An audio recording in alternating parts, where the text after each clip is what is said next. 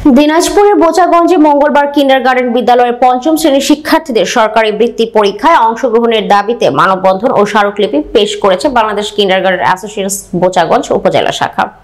বোচাগঞ্জ থেকে মোহাম্মদ শামসুল আলমের পাঠানো তথ্য ভিডিও চিত্রে দেখুন বিস্তারিত। মঙ্গলবার 10টায় উপজেলা রোডে আয়োজিত মানববন্ধনে কিন্ডারগার্টেন অ্যাসোসিয়েশনের সভাপতি আবু সোয়াইব হোসেন, সাধারণ সম্পাদক মোহাম্মদ মুস্তাফিজুর রহমান হিরু, উপজেলা ইংলিশ স্কুলের অধ্যক্ষ মোহাম্মদ রিয়াজুল ইসলাম, শিক্ষক কামরুল আহসান, সাদিকুল ইসলাম প্রমুখ বক্তব্য রাখেন।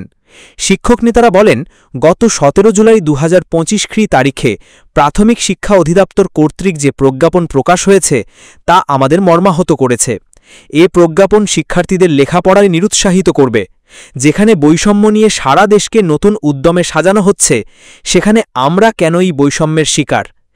কেনই বা কিন্ডারগার্টেন বিদ্যালয়সমূহের পঞ্চম শ্রেণীর শিক্ষার্থীদের বাদ দিয়ে শুধুমাত্র সরকারি প্রাথমিক বিদ্যালয়সমূহের শিক্ষার্থীদের নিয়ে এই বৃত্তি পরীক্ষার আয়োজন হচ্ছে তা আমাদের বোধগম্য নয়। এটি জাতি হিসেবে আমাদের কাছে অত্যন্ত লজ্জার। আমরা সরকারের এমন সিদ্ধান্তের তীব্র নিন্দা জানিয়ে অবিলম্বে সরকারের সিদ্ধান্ত পরিবর্তন করার আহ্বান জানাচ্ছি। মানববন্ধনে উপজেলার 31টি কিন্ডারগার্টেন স্কুলের শত শত শিক্ষক শিক্ষার্থী অংশ নেয়। মানববন্ধন শেষে উপজেলা নির্বাহী অফিসারকে মাধ্যম করে প্রধান উপদেষ্টা বরাবরে একটি স্মারকলিপি পেশ করেছে শিক্ষকরা। অংশগ্রহণ থেকে বঞ্চিত যদি আমরা অন্যায় করে থাকি, শাস্তি পাওয়ার যোগ্য যারা আমরা প্রতিষ্ঠান পরিচালনা করি, যারা আমরা প্রতিষ্ঠান দিয়েছি, তাদের শাস্তিতে আমাদের কমলমতি শিক্ষার্থীদের কেন সেই শাস্তি দেওয়া হবে? তাদের মনে কেন আঘাত দেওয়া হবে? আমরা এই বৈষম্যের তীব্র নিন্দা জানাই এবং প্রতিবাদ জানাই।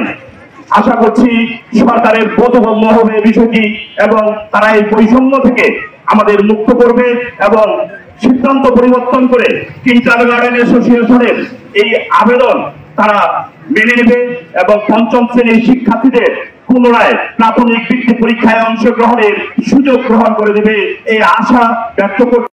একটি ন্যায়সঙ্গত দাবির জন্যই আজকের এই মানববন্ধন করছি। সকালে পরীক্ষা, বিশেষ করে প্রাথমিক বৃত্তি পরীক্ষা, সেখানে অংশগ্রহণ করতে না পারাটা কতটা যে বেদনাদায়ক, তাদের শিক্ষা জীবনে কত বড় একটা অর্থনয় হবে এই বিষয়টি এই সরকার কিভাবে ভাবলো না, চিন্তা করলো না, এটা আমাদের বোধগম্য হচ্ছে না। কৃষক, শ্রমিক, ছাত্র, জনতা, শিক্ষার্থী মৌলিক অধিকার, এই মৌলিক অধিকারের সবার নিশ্চিত অংশগ্রহণ থাকবে। কিন্তু অত্যন্ত দুঃখের বিষয়, কিছুদিন আগে সরকার কর্তৃক ঘোষিত হয়েছে যে শুধুমাত্র সরকারি প্রতিষ্ঠানের ছেলেরাই এই প্রাথমিক বৃত্তি পরীক্ষা অংশগ্রহণ করতে পারবে। জানাচ্ছি আমরা শিক্ষার্থীর সঙ্গে চাই না।